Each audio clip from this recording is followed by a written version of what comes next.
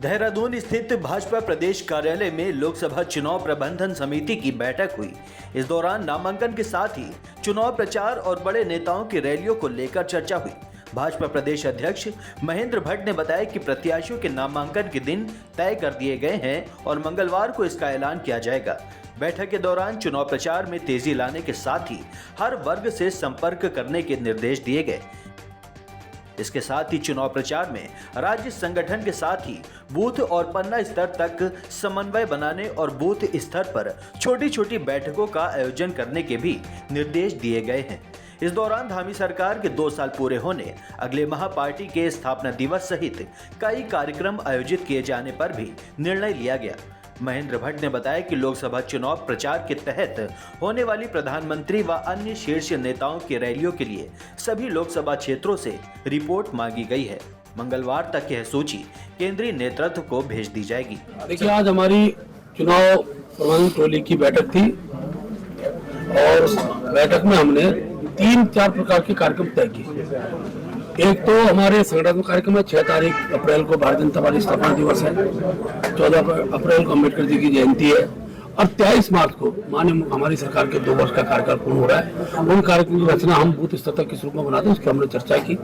सभी प्रत्याशियों की नामांकन तिथि तय हो चुकी है, वो हम कल प्रेस विज्ञप्ति के माध्यम से आप तक पहुंचाएंगे। माननीय मुख्यमंत्री सभी प्रत्याशियों के नामांकन में उपस्थित रहेंगे। केंद्रीय नेतृत्व भी कोई आएंगे, उसकी जानकारी भी यथासमय हम आप सब तक पहुंचाएंगे। इसके साथ साथ अब हमारा मुख्य काम प्रदेश अध्यक्ष से लेकर बूथ अध्यक्ष पन्ना प्रमुख बनेगा। और आपको बता दें कि लोकसभा चुनाव की तारीखों के बाद हर सियासी दल की तरफ से तैयारियां तेज कर दी गई हैं।